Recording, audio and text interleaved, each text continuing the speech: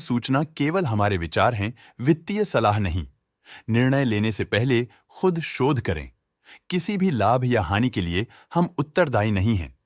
आज हम देख रहे हैं शेयर इंडिया सिक्योरिटीज लिमिटेड के 2025-26 Q1 की standalone financial performance. Starting with the sales, पिछले क्वार्टर से सेल्स में 45.5% का इंक्रीज हुआ है, मगर कंपनी ने पिछले साल के मुकाबले मार्जिनल सेल्स डिक्लाइन रिपोर्ट किया, around -16%। Expenses 8.5% quarter on quarter increase हो गए हैं, जो साल भर के -26% के डिक्लाइन के साथ अलाइन करता है। क्वार्टरली एक्सपेंसेस के कंपैरिजन में सेल्स इंक्रीज होना दिखाता है कंपनी ने अच्छा परफॉर्म किया। ईयरली कंपैरिजन दिखाता है कि कंपनी ने इस साल अपनी परफॉर्मेंस में सुधार किया है।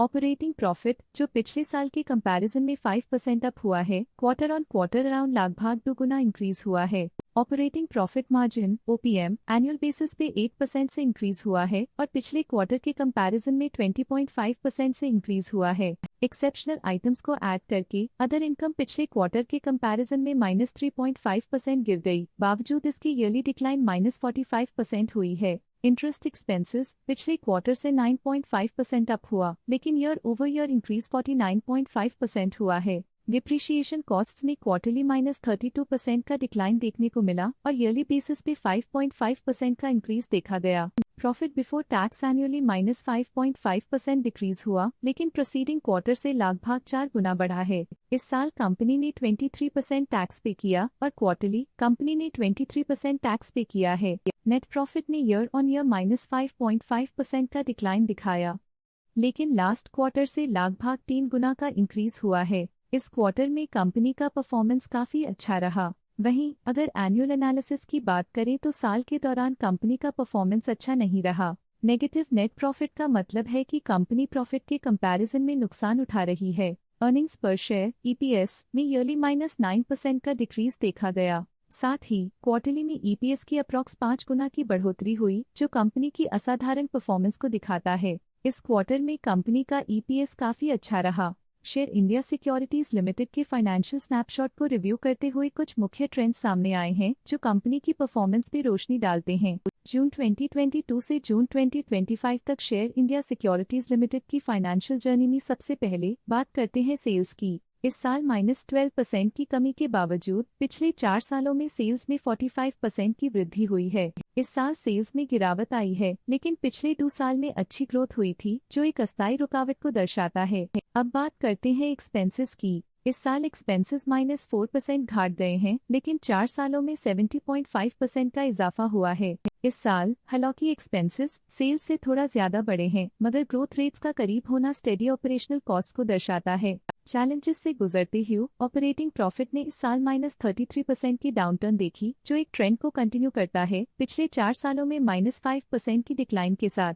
इस साल ऑपरेटिंग प्रॉफिट में कमी आई है, लेकिन पिछले 2 साल की वृद्धि रेजिलियंस को दर्शाता है, जो एक अस्थायी मार्केट को संकेत करता है। इस साल नेट प्रॉफिट में -25% की गिरावट हुई, लेकिन पिछले 4 सालों में 39% की बढ़ोतरी हुई है, जो कंपनी की मजबूती दिखाता है। इस साल नेट प्रॉफिट में आई कमी के बावजूद पिछले सालों में हुई पॉजिटिव वृद्धि एक अस्थायी मार्केट एडजस्टमेंट को दर्शाता है। EPS के लिए रास्ता कठिन रहा है। इस साल EPS -37.5% डिक्रीज हुआ और पिछले 4 सालों में कुल मिलाकर -0% की गिरावट हुई है। इस साल EPS में कमी आने के बावजूद पिछले सालों की ग्रोथ कंपनी की मजबूत ओवरऑल परफॉर्मेंस को अंडरलाइन करती है। चलिए अब बात करते हैं शेयर होल्डिंग पैटर्न की। शेयर इंडिया सिक्योरिटीज की शेयर होल्डिंग रिपोर्ट्स कुछ इस प्रकार की हैं, जो अननोन 2025 के तक चलता है। ये रिपोर्ट कंपनी के शेयर्स की डिटेल्ड जानकारी देता है, जिसमें promoters, promoter groups, foreign investors, public investors और सरकारी एंटिटीज शामिल हैं। प्रमोटर्स शेयर होल्डिंग 2025 के में 48.67% से इंक्रीज होकर 2025 के में 48.74% तक का इंक्रीज देखा गया है।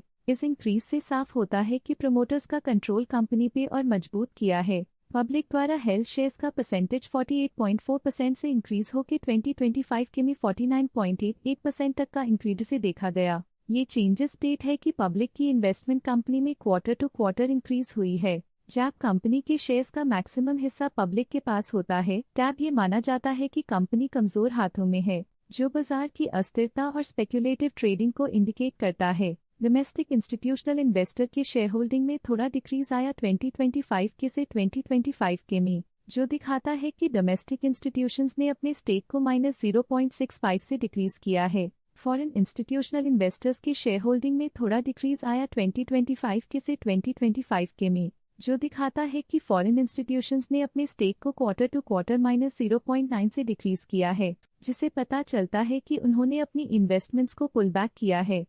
ये था कंपनी का करंट शेयर होल्डिंग पैटर्न। आइए देखते हैं इस क्वार्टर के प्रमोटर डील्स ने बाजार को किस तरह प्रभावित किया है। 16 जुलाई 2025 को आशीष ग्रोवर ने 15 शेयर्स खरीदे 1 लाख रुपीस पर यूनिट के हिसाब से, जिसका टोटल था 15 लाख। 16 जुलाई 2025 को भव्या अर्णव ने 200 शेयर्स खरीद लिए 1 लाख रुपीस पर यूनिट के हिसाब से, जिसका टोटल था 2 करोड़। 16 जुलाई 2025 को दीपमाला भंसाली ने 20 शेयर्स इन्वेस्ट किया 1 लाख रुपीस पर यूनिट के हिसाब से, जिसका टोटल था 20 लाख। 29 मई 2025 को एग्रो ट्रेड सॉल्यूशंस ने 7.3 लाख शेयर्स इन्वेस्ट किया 144.96 रुपीस पर यूनिट के हिसाब से, जिसका टोटल था 10.5 करोड़।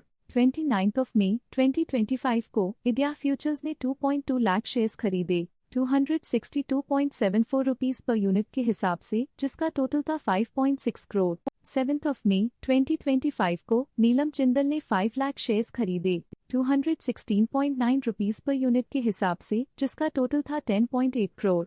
इस क्वार्टर की प्रमोटर डील्स के विश्लेषण को समाप्त करते हुए हम उम्मीद करते हैं कि आपको ये जानकारियां नई इंसाइट्स प्रदान करती होंगी। आज के लिए फाइनेंशियल सेक्टर में इतना ही। देखने के लिए धन्यवाद। स्टॉक लेटेस्ट न्यूज अपडेट के लिए चैनल को सब्सक्राइब करें और वीडियो को लाइक एंड शेयर करें।